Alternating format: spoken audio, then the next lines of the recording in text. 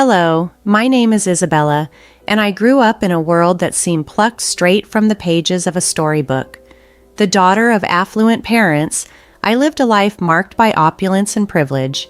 My parents, despite their immense wealth, surpassing the GDP of small nations, instilled in me a deep understanding of the value and the importance of wisdom. Money talks, but wisdom listens. My father would often remind me, while my mother made sure I understood budgeting before I could even spell luxury. However, this fairy tale existence was shattered when I was just 12. My parents perished in a tragic private jet accident, plunging my life into a stark and somber reality. In the aftermath, I was taken in by my grandmother, and we settled into a modest home, a stark contrast to the lavishness I was accustomed to. Here, I learned that true luxury lies in love and care, not in material wealth. My vast inheritance was inaccessible until I turned 26, forcing me to adapt to this new normal under my grandmother's nurturing guidance. College became my sanctuary and my anchor, introducing me to Ethan. He was a scholarship student, worlds apart from the circles I once floated in, with a heart of gold and a sharp wit that sliced through social pretenses. Our connection was unexpected and profound.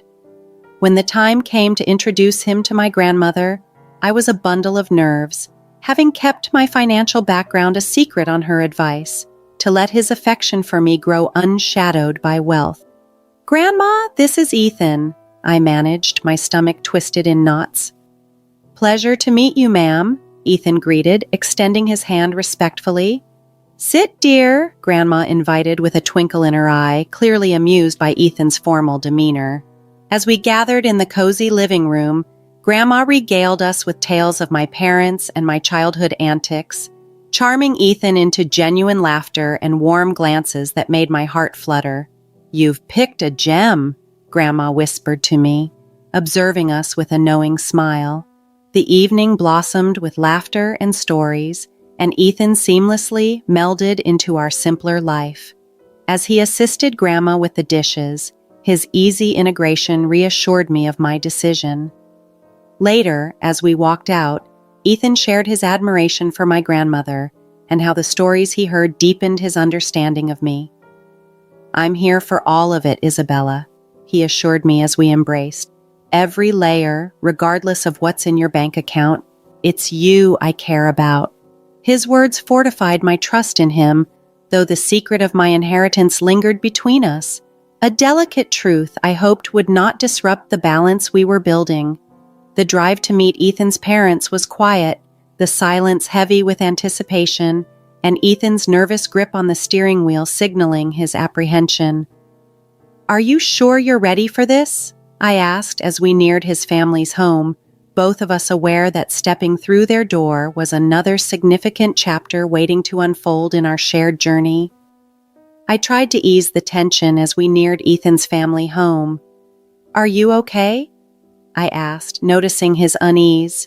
"Yeah, just a heads up. My mom can be a bit overwhelming.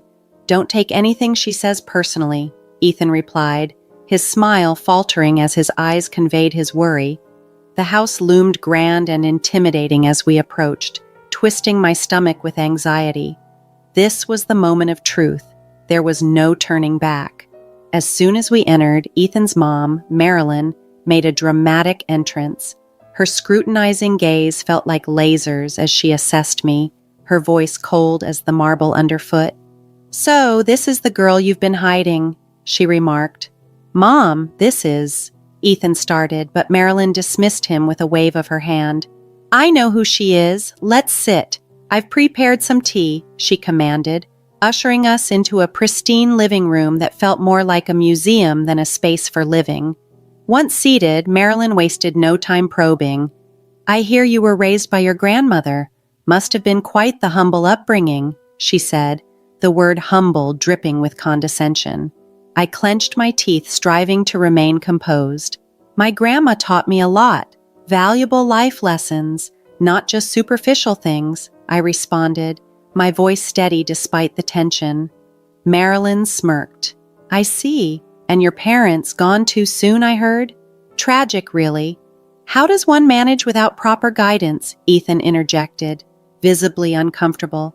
Mom, that's enough. Let's not. It's okay, Ethan, I cut in, feeling a rush of defiance. Yes, my parents are gone, and yes, it was hard, but I got through it. It made me who I am. Marilyn sipped her tea, unflinching. Interesting. And what about your future, dear?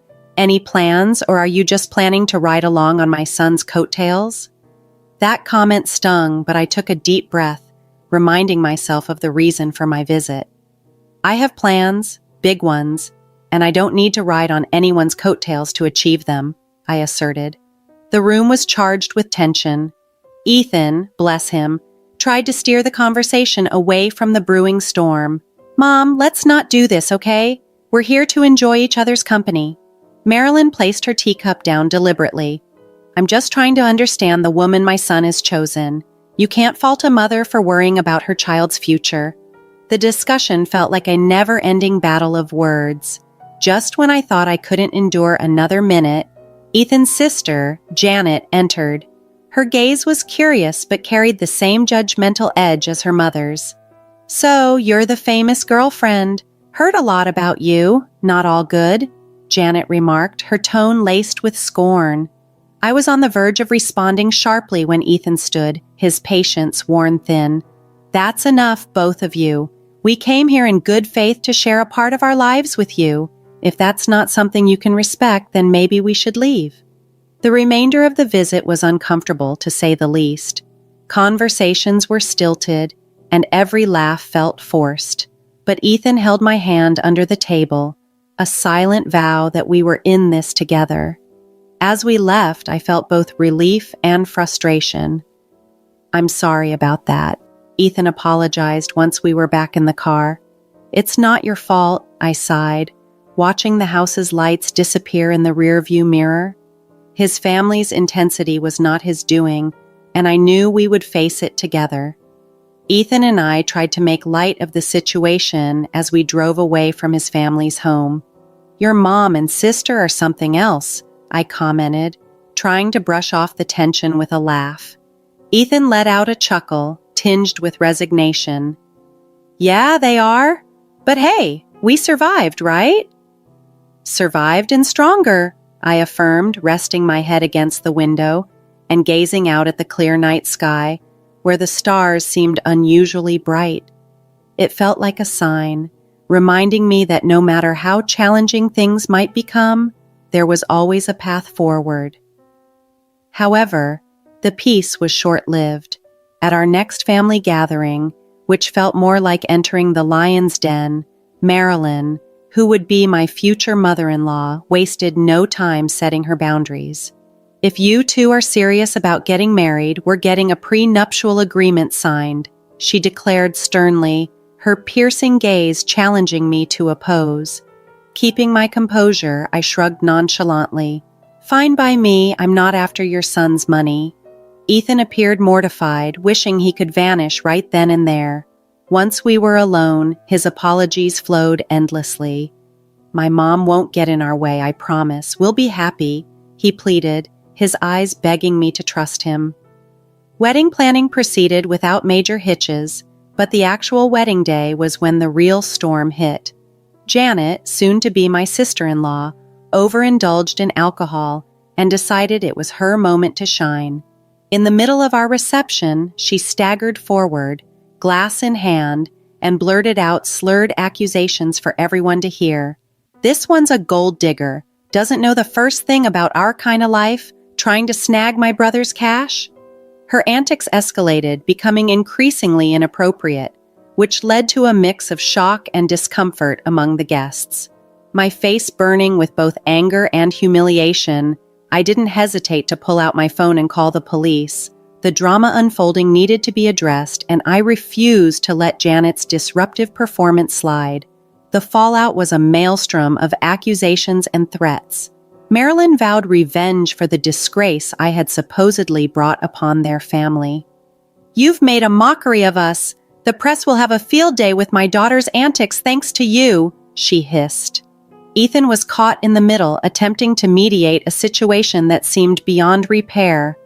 I could see the strain in his eyes and the way his shoulders drooped under the weight of his family's expectations and the drama that enveloped us.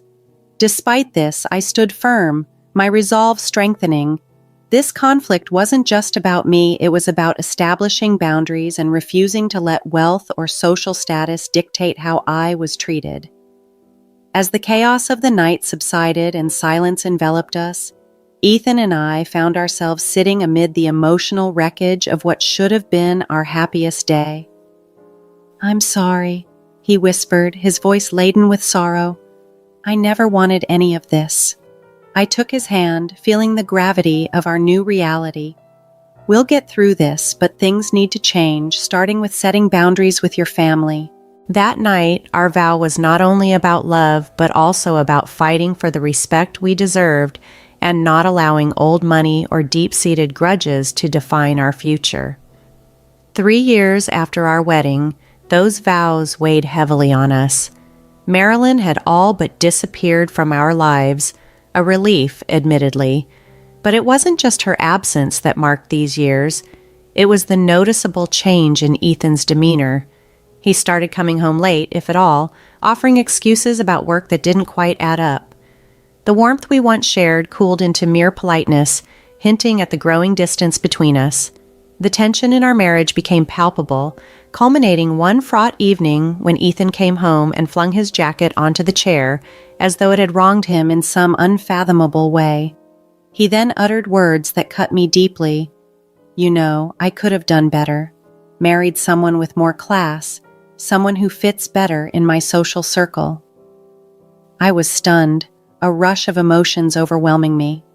I wanted to scream, to reveal the fortune that was rightfully mine, but my grandmother's wise counsel echoed in my mind, urging patience and to see Ethan for who he truly was. So I held back, the truth and my pain swallowed in a sea of unshed tears.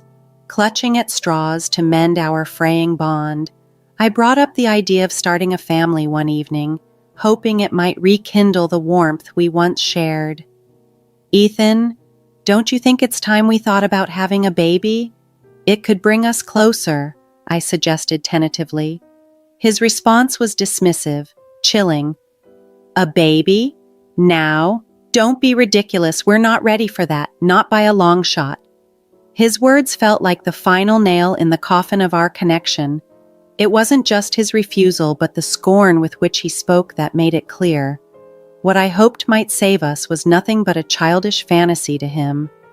Days turned into weeks of silence, weeks into months of living more like roommates than spouses.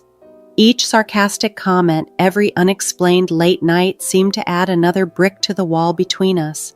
I confided in Grandma, pouring out my heart over cups of tea that cooled long before I could finish them. "He's not the man I married, Grandma. I don't know if he ever was." She listened, her eyes filled with sadness but also understanding. "You can't make someone be who you want them to be, darling. Sometimes we see what we want to see until we can't ignore the truth any longer." Her words, heavy yet somehow freeing, confirmed my feelings. I wasn't crazy. I wasn't demanding too much. I yearned for a partner who saw me as an equal and who respected me. But as time passed, it became painfully clear that wasn't who Ethan was, not anymore, if he ever had been.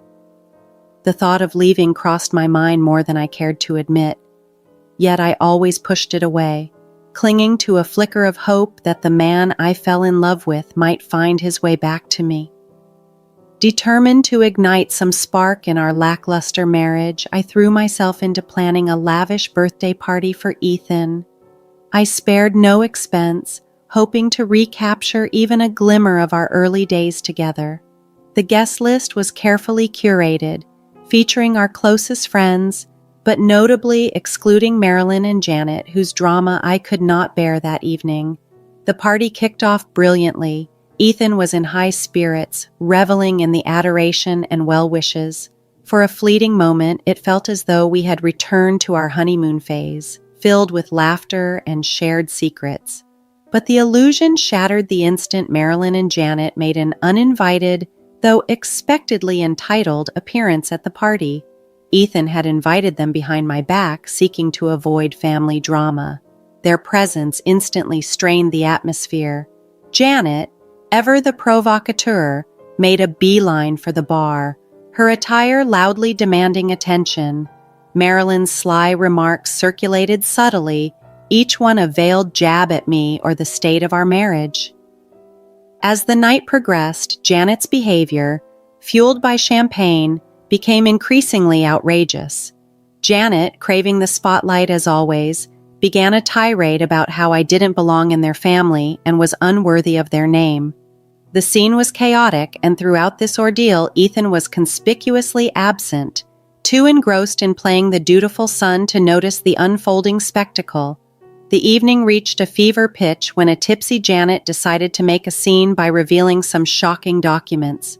Brandishing them while hurling insults, she stumbled and fell into the pool, scattering the papers everywhere. Compelled more by curiosity than concern, I hurried over to gather the soaked documents. My heart plummeted as I realized what they were. Divorce papers, already signed by Ethan. Each signature felt like a personal betrayal, a silent announcement that our marriage was over without even a word of discussion. The party blurred into the background as I held the damning papers, Ethan's signature mocking me from the page, confirming my worst fears. This wasn't just a memorable party. It marked the end of everything I thought we had. Reeling from the shock, I confronted Ethan amidst the chaos, brandishing the wet papers. "Ethan, what is this?" I demanded, my voice steadier than I felt. Before he could answer, his mother, Marilyn, interjected with unbearable smugness. "Oh dear, looks like your little scheme didn't work out, did it? Ethan is leaving you. You thought you could trap him with a baby for his money." I searched Ethan's eyes for any trace of the man I married, but he avoided my gaze, his silence more devastating than any words could be. With a heavy heart, I accepted the inevitable and signed the divorce papers. They were merely a formality now, closing the chapter on a book I no longer wished to be part of. As the dust settled, Grandma approached, her presence a soothing balm. She didn't need to say a word. Her eyes spoke volumes of empathy, understanding, and unwavering support. It was then she chose to reveal a truth, not just to me, but to everyone present. "She doesn't need any of your money," Grandma declared, her voice resolute and commanding. "In a month, she turns 26 and will inherit a fortune far greater than you could imagine. She's been raised to value people over wealth, to seek genuine connections rather than financial gain." The room fell silent, the impact of her words palpable. Marilyn's expression shifted from smugness to shock, then to desperate greed as she hastily attempted to backtrack with apologies that were as transparent as they were insincere. Ethan, too, seemed suddenly keen to revise the narrative, insisting his intentions were never to hurt me, that he had been swayed by his mother's influence. But it was too late. The veil had been lifted, revealing the stark reality of our relationship and the motivations behind it. I met their apologies with a serene smile, not out of forgiveness, but from an inner peace that came from understanding my worth, independent of the looming inheritance. "You've revealed who you are," I declared, my voice steady and filled with a newfound resolve. "And as for surprises, I have one more up my sleeve for you." At that precise moment, the sharp honk of a car horn sliced through the tense atmosphere. Outside, a sleek luxury car pulled up to the gate, the very one I had secretly purchased as a surprise for Ethan. The irony of the situation was not lost on me, prompting a bitter chuckle as I excused myself to step outside and face this final act of the unfolding drama. There it stood, the epitome of luxury wheels, a symbol of the love I believed we shared, now just another pawn in a game filled with pretense and betrayal. Without a moment's hesitation, I slid into the driver's seat, the leather cool and firm beneath me, reflecting my resolute decision. Grandma, ever my pillar of support, joined me, her presence a silent testament to the strength and dignity inherent in our family. Turning to face the house, I saw Ethan and his mother at the door, their expressions a mix of confusion and surprise. "From now on, you'll deal with my lawyer," I announced, my voice clear and stripped of any warmth it once carried. "And don't worry about my things. I'll arrange for a courier to pick them up." Their faces, previously smug and self-assured, now registered the dawning of realization and loss. They were not just losing access to the wealth they coveted, but also underestimating the person they tried to manipulate. With that, I turned the key, the car's engine purring to life, a sweet sound that promised freedom and new beginnings. Grandma and I exchanged a look, a silent agreement that this was the first step toward a future free from deceit and manipulation. As we drove away, the air seemed clearer, as if the truth had not only unveiled the greed and deceit, but also cleansed our path ahead. However, it wasn't long before the first test of my newfound resolve came in the form of a phone call. The ring cut sharply through the newfound calm, and on the other end was Janet, her voice dripping with a sweetness so uncharacteristic that it was almost jarring. "Hey, I just wanted to, clear the air between us. We're practically the same age, right? We could be friends," she suggested. A short, disbelieving laugh escaped me. "Friends?" I echoed the word, feeling utterly foreign. "You mean like how friends don't badmouth each other at parties or try to humiliate them in front of everyone?" There was a pause, and I could almost hear the gears turning in her head as she scrambled for a reply. "Well, water under the bridge and all that," she offered weakly. "Water into the pool, you mean?" I retorted, unable to resist the jab. The silence that followed was telling. It was clear that my refusal to play along had thrown off her game. "Fine, be that way," she snapped, her veneer of niceness crumbling. "You'll regret this." I hung up, feeling a mixture of amusement and sadness. It was a stark reminder of the facades people wear and the lengths they go to when faced with the consequences of their actions. The temptation to retaliate lingered, a nagging thought at the back of my mind. On a whim, I uploaded a video on social media of her dramatic fall into the pool. It went viral, garnering 1,000 likes within an hour and making her internet famous. When she called back, demanding I take it down, I felt the weight of the choices we make and the public spectacle it could become. I blocked her number without a second thought. I was done with her contrived sweetness and her underlying venom. A week later, another familiar number appeared on my phone. It was Marilyn, her voice dripping with an unnatural sweetness as she offered what she called an olive branch. "Let's put the past behind us for Ethan's sake. Can't we reconcile?" she suggested, as though the deep cuts could simply be patched up with a few soothing words. "No, Marilyn, that ship has sailed," I replied, my tone firm yet not harsh. There was no hesitation in my voice, only a resolute peace. "I wish Ethan well, but our paths are diverging. I'm looking forward, not backward." Not long after, Ethan himself attempted reconciliation. One morning, I found a bouquet at my doorstep, accompanied by a card with a simple apology and a plea for me to come back. The gesture ignited more anger than affection, and without a moment's hesitation, I threw them into the trash. His efforts didn't end there. He showed up unannounced several times, hoping to talk things through, but I was no longer the person he had left behind. His presence, once a source of comfort, now felt like an intrusion. One evening, as he made another uninvited visit, I met him at the door, my resolve as solid as steel. "If you don't stop this, I'm going to the police," I warned him, my voice steady and firm. "Your apologies can't undo what's been done. It's over, Ethan. Really over."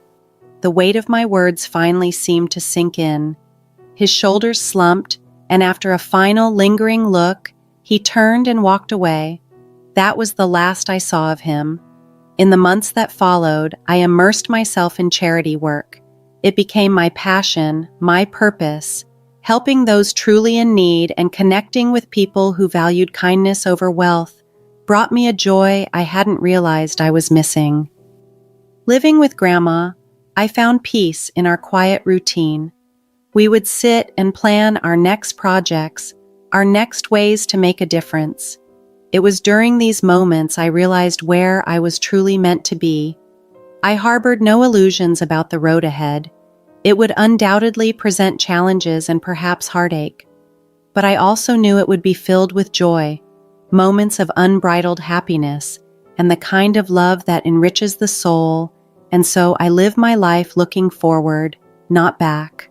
I work, I help, and I hope. I believe in a future where I'll find true love, not defined by wealth or status, but by genuine connection. And yes, one day I'll have those 3 beautiful children I dream of. But for now, I am content. I'm building a life of purpose surrounded by love that asks for nothing in return. This marks not merely the conclusion of one chapter, but the exciting start of an entirely new volume, which I have the privilege of authoring.